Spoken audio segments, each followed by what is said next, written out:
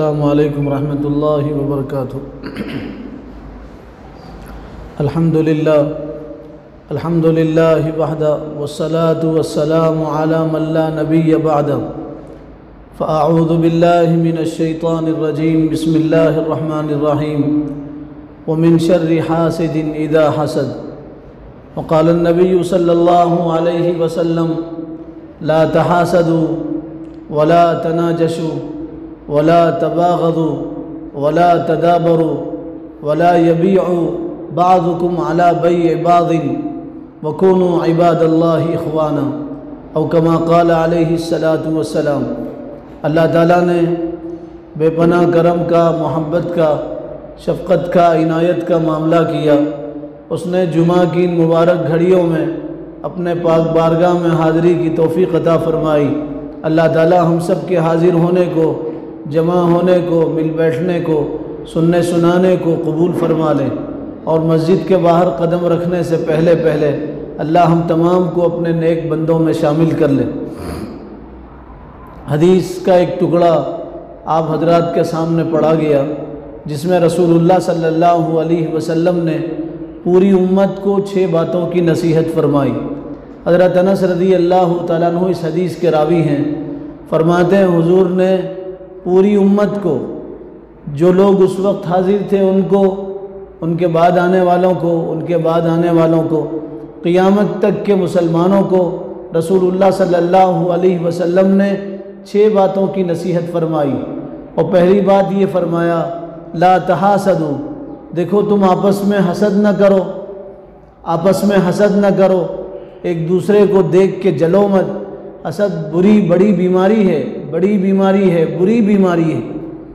उलमा ने लिखा है दुनिया की बीमारी आदमी के जिस्म को ख़त्म करती है और हसद एक ऐसी बीमारी है जो आदमी के ईमान को ख़त्म कर देती। हसद एक ऐसी बीमारी है जो आदमी को जहन्नम तक पहुंचा देती। हसद एक ऐसी बीमारी है जो आदमी को कातिल बना देती है। हसद सरतान से ज़्यादा ख़तरनाक बीमारी है। हसद कैंसर से ज़्यादा ख़तरनाक बीमारी है। हसद कोरोना से ज़्यादा ख़तरनाक बीमारी है जो आदमी की आखिरत को तबाह व बर्बाद कर देती है। हुजूर ने फरमाया आपस में हसद न करो। आज हमारे मुआशरे में जितना ज़्यादा हसद है उतना ज़्यादा न इससे पहले था न किसी कौम में होगा। जितना हसद इस वक्त मुसलमानों में और पूरे फसाद की जड़ हसद है। घरों में हसद की वजह से लड़ाई है, देवरानी जिठानी में लड़ाई है, ननंद भावज में लड़ाई है, सास ससुर में लड़ाई है, बहू में लड़ाई है, मियाँ बीवी में लड़ाई, भाई भाइयों में हसद की वजह से लड़ाई, मस्जिद में लड़ाई हसद की वजह से कि फ़लाँ आदमी ज़िम्मेदार क्यों है, फ़लाँ आदमी को क्यों ज़िम्मेदारी दी गई, हमें क्यों ज़िम्मेदारी नहीं दी गई। हसद की वजह से पूरा फसाद बर्पा है और पूरा फसाद मचा है हसद की बीमारी की वजह से। जिस दिन ये बीमारी हमारे अंदर से निकल जाएगी उस दिन मुआशरा पाकीज़ा हो जाएगा, उस दिन घर पाकीज़ा होंगे, ज़िंदगियाँ पाकीज़ा होंगी, ज़िंदगियों में सुकून आएगा। सुकून बर्बाद हो गया हसद की वजह से, सुकून ज़िंदगियों से निकल गया हसद और जलन की वजह से। हसद से हुजूर ने मना फरमाया। उलमा ने लिखा है जैसे और चीज़ें हराम हैं उम्मत मुस्लिमा के लिए, ऐसे एक दूसरे से हसद करना हराम है। हम सिर्फ ज़िना को हराम समझते हैं, हम सिर्फ शराब को हराम समझते हैं, हम जुए को हराम समझते हैं। हसद भी हराम है। उलमा ने लिखा हसद भी हराम है। हुजूर ने अपनी मुबारक ज़बान से फरमाया हसद मत करो। हसद किसको कहते हैं?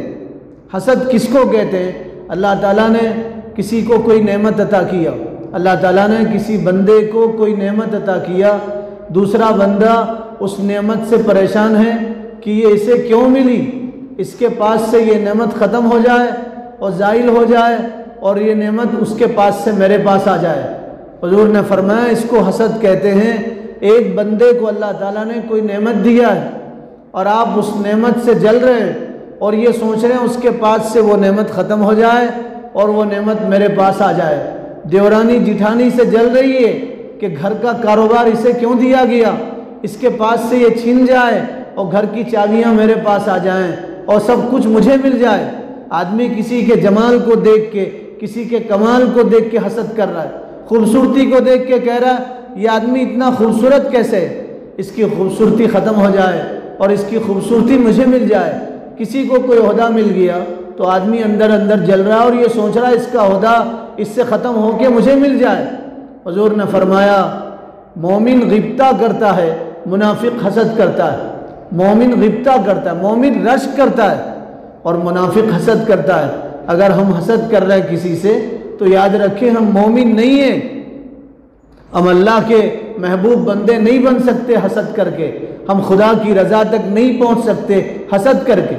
फरमाया किसी के पास से कोई नेमत ख़त्म हो के मुझे मिल जाए, इसको हसद कहते हैं।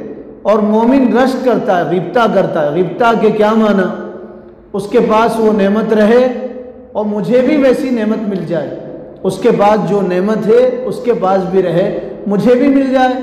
आदमी किसी के घर को देख के कहे या अल्लाह तेरा शुक्र है तूने उस बंदे को इतना बड़ा घर दिया, या अल्लाह उसके पास वो घर रहे, वो नेमत उसके पास रहे और मुझे भी अच्छा घर मिले और ऐसा घर मिले, इसको गिब्ता कहते हैं।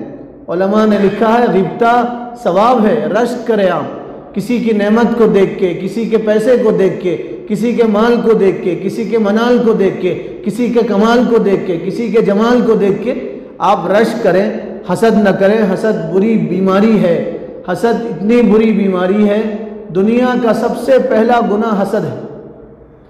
आसमानों में जो सबसे पहला गुनाह हुआ था वो हसद हुआ था। आसमान में अल्लाह के पास जो सबसे पहला गुनाह हुआ था वो हसद का गुनाह हुआ था। शैतान को अल्लाह ताला ने फरमाया आदम है, आदम को सजदा करो। शैतान से कहा गया ये आदम है, आदम को सजदा करो। तो शैतान ने हसद किया और यूँ कहा मैं कैसे सजदा करूँ, मैं तो आग से बनाया गया और मैं तो आग से बनाया गया, ये आदम मिट्टी से बनाए गए। आग ऊपर जाती है, मिट्टी नीचे जाती है, आग आला है और ये मिट्टी अदना है। मैं अफजल हूँ और ये मेरे से कमतर है, मैं अबतर हूँ, मैं अच्छा हूँ, बरतर हूँ और ये मेरे से कमतर है। मैं कैसे इसके सामने झुकूँ और कैसे सजदा करूँ। शैतान ने सबसे पहला गुनाह किया था हसद का गुनाह। और अल्लाह ताला ने शैतान के बारे में कुरान में फरमाया अलैहि लानतु इला यौमिद्दीन, शैतान पे क़ियामत तक के लिए लानत।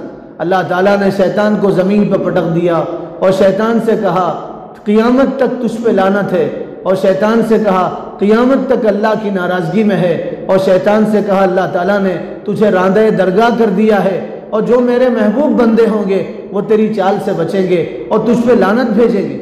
सबसे पहला गुनाह जो आसमानों में हुआ था वो हसद का हुआ था और आज तक शैतान जलील है। कल भी शैतान जलील था और फिर कल भी आने वाले कल भी शैतान जलील होगा। क़ियामत तक शैतान जलील है हसद की वजह से। जो आदमी हसद करता है वो जलील होता है, जो आदमी हसद करता है वो अल्लाह की नज़र से गिर जाता है। फिर ज़मीन पे जो सबसे पहला गुनाह हुआ था वो हसद का था। आसमानों में सबसे पहला गुनाह हुआ हसद का, ज़मीन में जो सबसे पहला गुनाह हुआ वो हसद का था। जलन, जेलेसी जिसको कहते हैं, ज़मीन में सबसे पहला गुनाह हसद का हुआ था। आदम अलैहिस्सलाम के दो बेटे थे, आदम अलैहिस्सलाम के एक बेटे की बीवी खूबसूरत थी और एक बेटे की बीवी ज़्यादा खूबसूरत नहीं थी। तो जिसकी बीवी खूबसूरत नहीं थी उसे हसद हुआ, उसने अपने भाई को कत्ल किया और ये हसद करके कत्ल किया इसे खूबसूरत बीवी कैसे मिली, इसे खूबसूरत बीवी कैसे मिली। इस जलन में उसने अपने भाई को कत्ल किया। सबसे पहला गुनाह हसद का, और हसद इस दर्जे पे पहुंच गया कि भाई ने भाई को कत्ल किया, अपने भाई ने, सगे भाई ने भाई को कत्ल किया। और हसद क्यों हुआ था, मुझे काली बीवी मिली, सौंली बीवी मिली, मुझे खूबसूरत बीवी नहीं मिली। और उसको खूबसूरत बीवी क्यों मिली, तो इस हसद ने भाई को बरगलाया और फिर भाई ने अपने भाई को कत्ल किया। हसद में भाई भाई का कातिल बनता है, भाई भाई का दुश्मन बनता है, भाई भाई को मारता है और भाई भाई का मर्डर कर देता है। आप दुनिया में जितने गुनाह हो रहे हैं उसके पीछे आप देखो हसद कार फरमा है, जलन है, जेलेसी है। भाई भाई से बात नहीं कर रहा, क्यों नहीं कर रहा, भाई को भाई से दुश्मनी, हसद। इसको ज़्यादा क्यों मिला, मुझे ज़्यादा क्यों नहीं मिला, इसके पास इतनी नेमतें क्यों हैं, मेरे पास कम क्यों हैं, इसकी औलाद इतनी अच्छी क्यों है, मेरी औलाद अच्छी क्यों नहीं है, इसके बच्चे कमा के इसको ला के दे रहे हैं, मेरे बच्चे कमा के ला के नहीं दे रहे। भाई भाई का दुश्मन बन गया। और भाई भाई से हसद कर रहा, और भाई भाई का कातिल बन गया। यूसुफ अलैहिस्सलाम के भाई थे, हज़रत यूसुफ अलैहिस्सलाम के भाई थे। कुरान में अल्लाह ताला ने तफसील से सूरह यूसुफ में इस वाक़ये को ज़िक्र किया। हज़रत यूसुफ अलैहिस्सलाम के भाई थे। हज़रत यूसुफ तमाम भाइयों में खूबसूरत थे, बल्कि दुनिया में अल्लाह ताला ने सबसे खूबसूरत बनाया यूसुफ अलैहिस्सलाम को। आधा हुस्न अल्लाह ने यूसुफ को दिया और आधा हुस्न अल्लाह ताला ने दुनिया को दिया, और एक पूरा हुस्न अल्लाह ताला ने मोहम्मद सल्लल्लाहु अलैहि वसल्लम को दिया। आधी खूबसूरती दुनिया की यूसुफ अलैहिस्सलाम को दी गई थी। यूसुफ अलैहिस्सलाम को जो देखता था वो कहता था ये इंसान नहीं है, फरिश्ते हैं। यूसुफ अलैहिस्सलाम को देख के मिस्र की औरतों ने फल काटने के बजाय अपनी उंगलियां काट ली थी। यूसुफ इतने खूबसूरत थे, भाइयों को हसद हुआ कि बाप यूसुफ को ज़्यादा क्यों चाहते हैं। भाइयों को जलन हुई कि बाप यूसुफ को ज़्यादा क्यों चाहते हैं। भाइयों ने प्लान बनाया, यूसुफ को रास्ते से हटा दो, भाई की मोहब्बत हमें मिलेगी, और भाई और बाप की मोहब्बत हमें मिलेगी, बाप हमको यूसुफ से ज़्यादा चाहेंगे। और भाइयों ने हसद किया, यूसुफ को कत्ल करना चाहते थे। एक भाई ने मशवरा दिया, कत्ल मत करो, यूसुफ को उठा के वीरान कुएं में डाल दो। तो भाइयों ने 10 भाइयों ने यूसुफ अलैहिस्सलाम को उठाया और बाप से कहा ये घर में कब तक रहेगा, कभी तो हमारे साथ खेलेगा, हम भी खेलते हैं, हम भाई की हिफाजत करेंगे। बाप ने कहा मुझे डर है, खेतों में भेड़िए ज़्यादा हैं, यूसुफ छोटे हैं, कहीं भेड़िया यूसुफ को खा न ले। तो भाइयों ने कहा हम भाई हैं, भाई की हिफाजत करेंगे। हज़रत यूसुफ अलैहिस्सलाम को भाई ले गए और ये बोल के ले गए हम यूसुफ को अपने साथ खिलाएंगे। और भाइयों ने प्लान बनाया और यूसुफ अलैहिस्सलाम को वीरान कुएं में डाल दिया।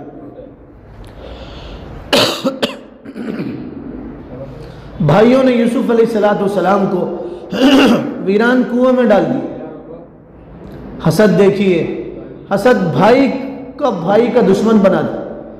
भाइयों ने हसद किया और यूसुफ अलैहिस्सलाम को वीरान कुएं में डाल दी। हसद बुरी बला है, हसद बुरी बीमारी है, हसद ख़तरनाक बीमारी है। हसद की वजह से घर तबाह हो गए, मुआशरा तबाह हो गया। हसद की वजह से कितने लोग कितनों का कत्ल करने पे आ गए, कितने लोग आज जेलों में हैं हसद की वजह से। और याद रखें, हासिद अपनी आग में खुद जलता है, हासिद अपनी आग में खुद जलता है। उसे न दिन में चैन होता है, न रात में नींद होती है।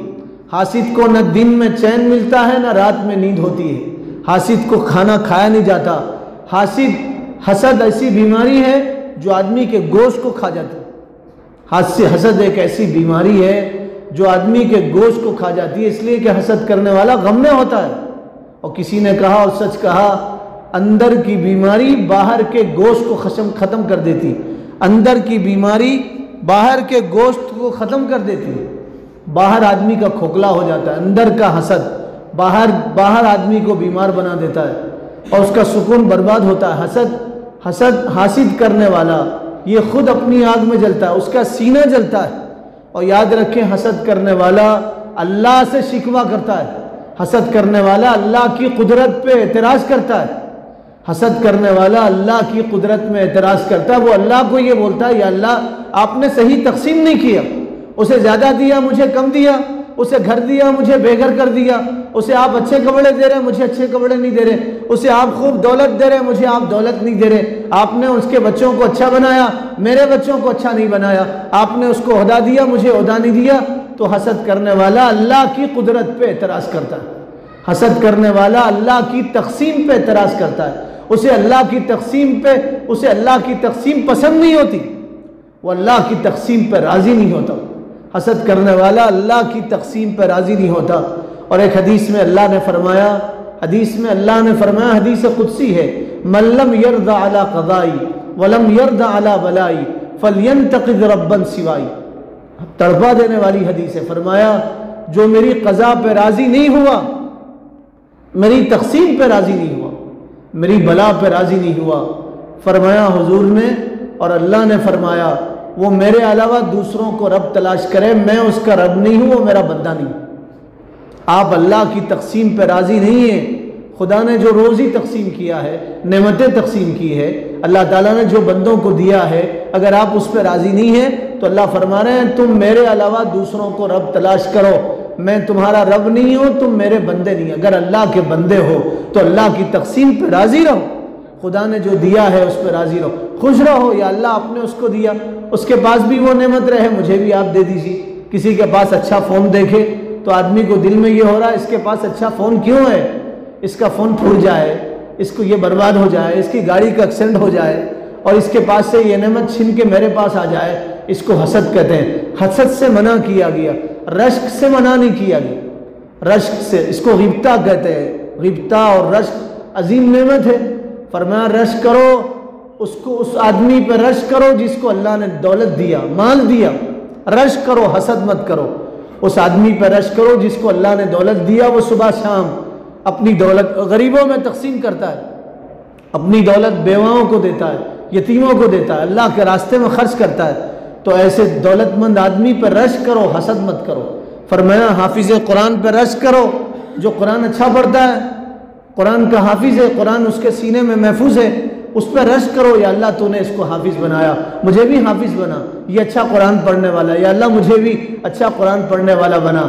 या अल्लाह मेरे बच्चों को हाफिज बना, मैं हाफिज नहीं बन सका, मेरे बच्चों को हाफिज बना। हुजूर ने फरमाया इन दो आदमियों पर रश्क करो, मालदार जिसको अल्लाह ने दौलत दिया है और वो दौलत अल्लाह के रास्ता में बेदरे खर्च करता है, तो तुम उस पर रश्क करो। फरमाया एक हाफिज कुरान है, आलिम दीन है, उस पर रश्क करो कि अल्लाह आपने इसको इल्म की दौलत से नवाजा है। या अल्लाह मुझे भी आलिम बनाइए, आलिम बामल बनाइए। या अल्लाह मेरे बच्चों को भी आलिम बनाइए। इन दो लोगों पे हुजूर ने फरमाया रश्क करो। आप सहाबा की सीरत देखो, उनके वाक़ियात पढ़ो, सहाबा हसद नहीं करते थे, रश्क करते थे। हज़रत उमर रज़ी अल्लाह तआला अन्हु ज़िंदगी भर रश्क करते रहे और ये सोचते रहे मैं अबू बकर से आगे बढ़ जाऊँ, मैं अबू बकर से आगे बढ़ जाऊँ, मैं हुजूर के पास अपना माल लेके जाऊँ। तो आज रसूलुल्लाह ये कहें कि तुम अबू बकर से आगे बढ़ गए। हज़रत उमर फरमाते हैं मैं पूरी ज़िंदगी रश्क करता रहा लेकिन मैं अपने रश्क में कामयाब नहीं हुआ, इसलिए कि अबू बकर मुझसे पहले पहुँचते थे और अपना सारा माल लेके पहुँचते थे, हुजूर के पास अपना सारा माल लेके पहुँचते थे। एक मरतबा अल्लाह के रसूल ने फरमाया अल्लाह के रास्ते में माल खर्च करो, तो हज़रत अबू बकर अपने घर का पूरा माल लेके आए और हज़रत उमर आधा माल लेके आए और सोचने लगे आज मैं अबू बकर से आगे बढ़ूंगा, मैं तो घर का आधा माल लेके आ रहा हूँ, आधा माल छोड़ के आ रहा हूँ और मैं अबू बकर से आगे बढ़ूंगा। लेकिन जब हज़रत अबू बकर की मजलिस में पहुँचे तो हुजूर ने हज़रत अबू बकर से पूछा अबू बकर क्या छोड़ के आए हो, ये नहीं पूछा क्या लेके आए हो। सवाल देखिए अल्लाह के रसूल ने हज़रत अबू बकर से कैसा किया, ये पूछा अबू बकर क्या छोड़ के आए हो, ये नहीं पूछा अल्लाह के लिए क्या लेके आए हो। फरमाया क्या छोड़ के आए हो, तो हज़रत अबू बकर ने कहा अल्लाह उसके रसूल का नाम छोड़ के आया हूँ, अल्लाह उसके रसूल का नाम छोड़ के आया हूँ, बाकी सब लेके आया हूँ। हज़रत उमर से पूछा उमर तुम क्या छोड़ के आए हो, हज़रत उमर से पूछा उमर तुम क्या लेके आए हो, हज़रत उमर से पूछा उमर तुम क्या लेके आए हो। अबू बकर से पूछा क्या छोड़ के आए हो, हज़रत उमर से पूछा उमर तुम क्या लेके आए हो। हज़रत उमर ने कहा मैं आधा माल लेके आया हूँ। फरमाया आज अबू बकर तुमसे आगे बढ़ गए, वो सब कुछ लेके आए, अल्लाह का नाम छोड़ के आए। तो हज़रत उमर रश्क करते थे अबू बकर की ज़िंदगी पे, हज़रत अबू बकर के हालात पे, उनके खर्च करने पे, उनके इन्फाक पे, उनके अल्लाह के रास्ते में बेदरेग देने पर रश्क करते थे और ये कहते थे मैं भी अबू बकर जैसा बनूं, मैं भी सब कुछ अल्लाह के रास्ते में लुटाने वाला बनूं। फरमाते मेरी तमन्ना पूरी ज़िंदगी पूरी नहीं हुई, मेरी आरजू थी, रश्क था, पूरी ज़िंदगी में इसी में गुजारता रहा और मेरी आरजू पूरी नहीं हुई।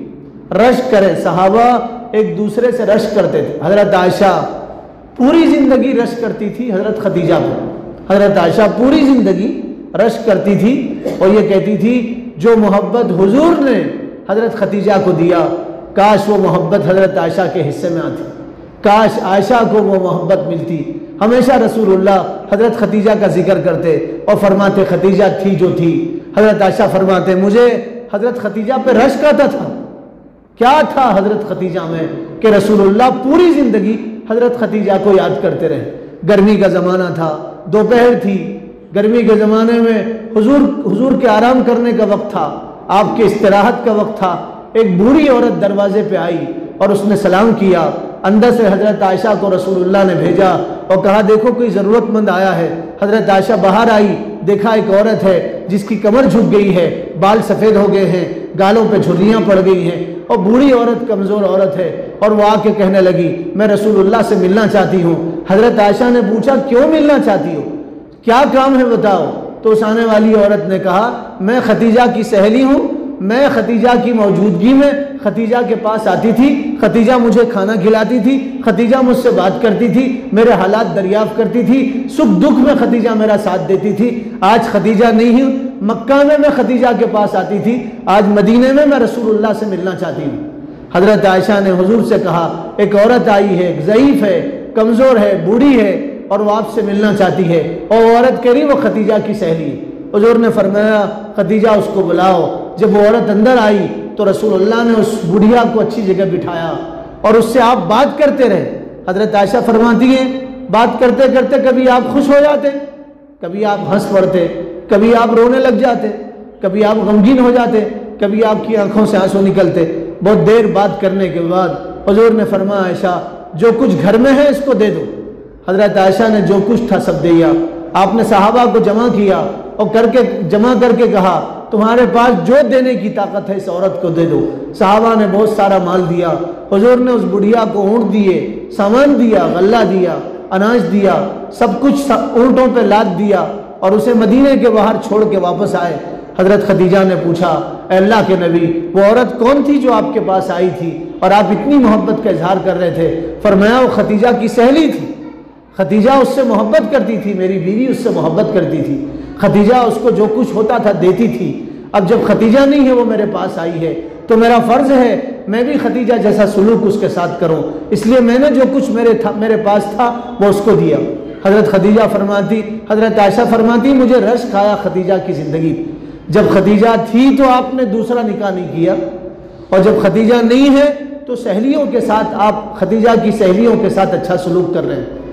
रश्क आता था मुझे, रश्क करें, हसद न करें। हसद बुरी बीमारी है, हसद बुरी बीमारी। हुजूर ने फरमाया ईमान और हसद एक दिल में जमा नहीं हो सकते, ईमान और हसद एक दिल में जमा नहीं हो सकते। या तो ईमान रहेगा या तो हसद रहेगा। हसद आएगा तो ईमान ख़त्म हो जाएगा। आदमी मोमिन नहीं होता जिसके दिल में हसद।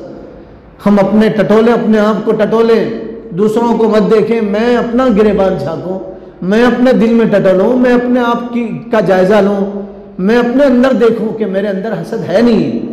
किसके अंदर हसद नहीं है, किसके अंदर ये बुरी बीमारी नहीं है। एक आदमी दूसरों को देखता था, एक दिन किसी ने उससे कहा भाई अपने अंदर देखो, तो उसने अपने अंदर झांका, उस दिन उसका इंतकाल हो गया। दूसरों को देख के हम बहुत खुश हैं, फलां ने ऐसा किया, उसके ऊपर उंगली उठा रहे हैं, लेकिन एक दिन अपने अंदर तो झांक के देखें।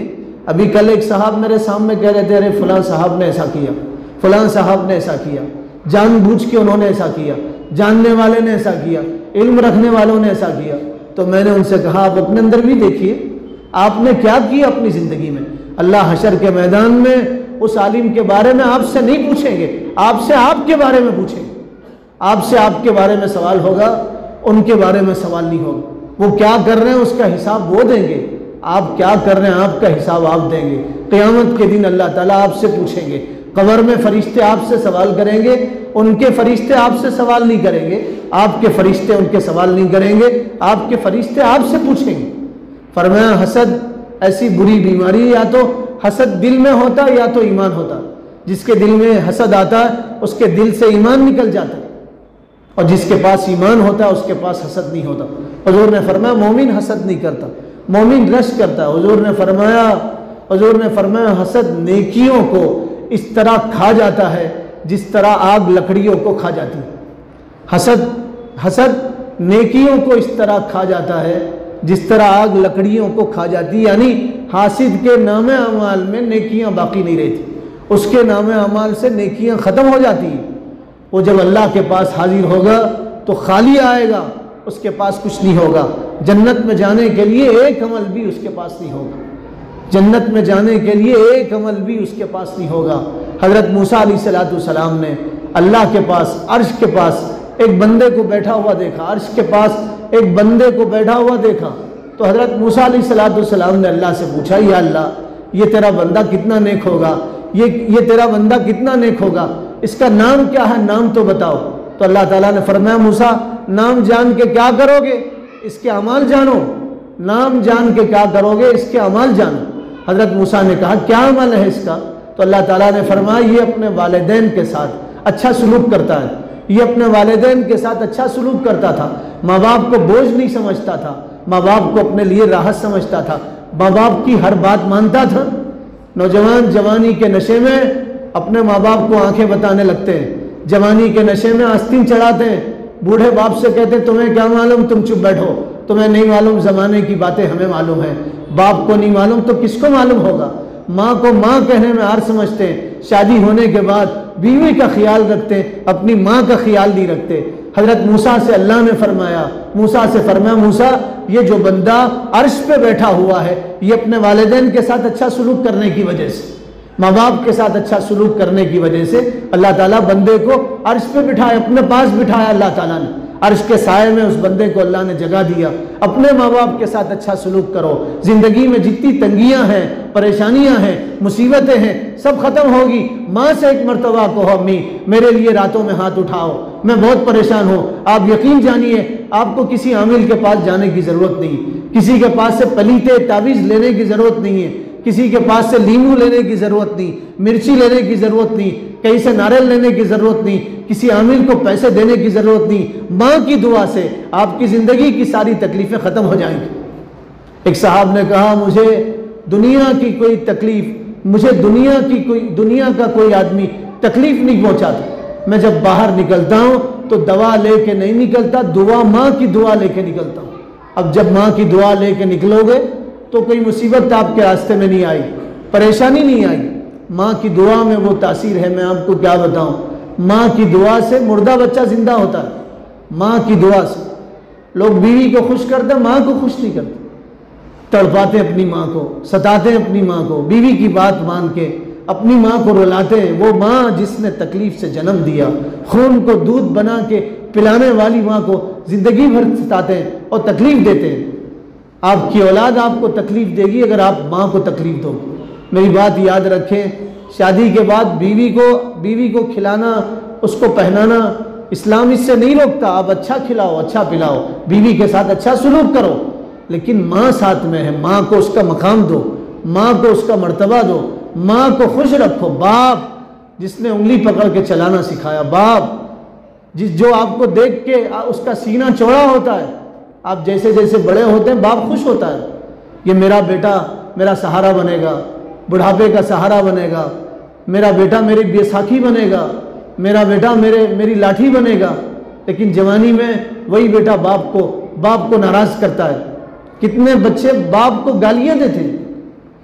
एक साहब फ़ोन करके कहने लगे, आज मैं मेरे बाप को मार के आ रहा हूँ, बाप को मार के आ रहा हूँ इसलिए कि मेरा बाप का सुलूक मेरे साथ सही नहीं। अरे तेरा सुलूक तेरे बाप के साथ कैसा है? फरमाया, तू भी, तेरा माल भी तेरे बाप का है, अंत व मालुका लि अबीका, तू भी, तेरा माल भी तेरे बाप का है। थोड़ा क्या कमा लिए, ये समझते मेरा माल है, बाप से कहते मैंने कमाया, मेरी गाड़ी है, मेरा फ़ोन है, मेरा जूता है, मेरे कपड़े, आप इसे हाथ नहीं लगा सकते। हुज़ूर ने फरमाया, तू भी, तेरा माल भी तेरे बाप का है। बात लंबी होगी। फरमाया, अल्लाह ताला, हज़रत मूसा ने एक बंदे को अर्श के साए में देखा, पूछा ये किस अमल की वजह से अर्श के साए में पहुंचा? तो हज़रत अल्लाह ताला ने फरमाया, माँ बाप के साथ अच्छा सलूक करने की वजह से। और फरमाया, दूसरा फरमाया, इसके दिल में किसी के बारे में हसद नहीं, इसका दिल दूसरों के बारे में पाक है, दिल इसका दूसरों के बारे में पाक है, इस वजह से हमने इसको अर्श के साए में जगह दिया। तो जिस बंदे का दिल दूसरों के बारे में पाक होगा, अल्लाह ताला उसको अर्श के साए में जगह देंगे, अर्श के साए में अल्लाह उसको जगह देंगे। इसलिए अपना दिल पाक रखें, हसद न करें, भाई से हसद न करें, किसी मुसलमान से, बल्कि किसी काफिर से, किसी नॉन मुस्लिम से, किसी दूसरे मजहब के मानने वाले से भी हसद न करें। हसद बुरी बड़ी बीमारी है। हुज़ूर ने 6 नसीहत फरमाया उम्मत को, उसमें से पहली नसीहत फरमाया, ला तहासदू, हसद मत करो। हसद भाई को भाई का कातिल बना दे। हसद करने से ईमान ख़त्म हो जाता है, हसद करने से नेकियां ख़त्म होती हैं।